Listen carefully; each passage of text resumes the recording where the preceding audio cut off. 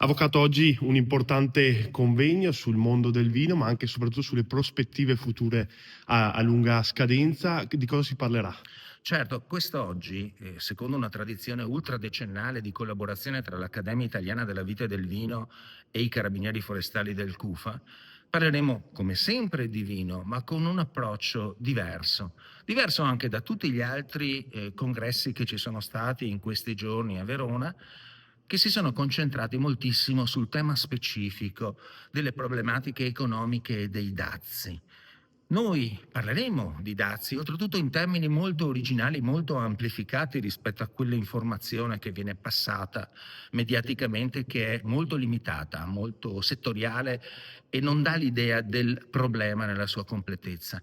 Ma siamo convinti che il vino italiano, avrà la forza di scavalcare anche questa criticità e di avviarsi agli anni 2040-2050 con delle grandi visioni.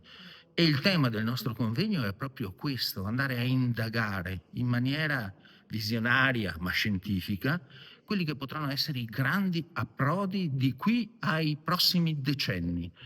Abbiamo purtroppo l'onorevole Eliana Longi, che doveva intervenire, membro della bicamerale per la tutela dagli illeciti ambientali e agroalimentari, è stata bloccata dall'impegno con la presenza del Re d'Inghilterra, che parlerà alle Camere italiane riunite.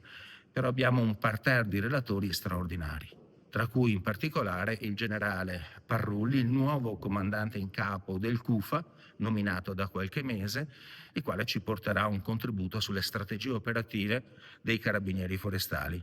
E poi molti altri esperti di economia, di storia, di cultura, di tradizioni vitivinicole ci apriranno lo scenario del vino italiano per i prossimi decenni.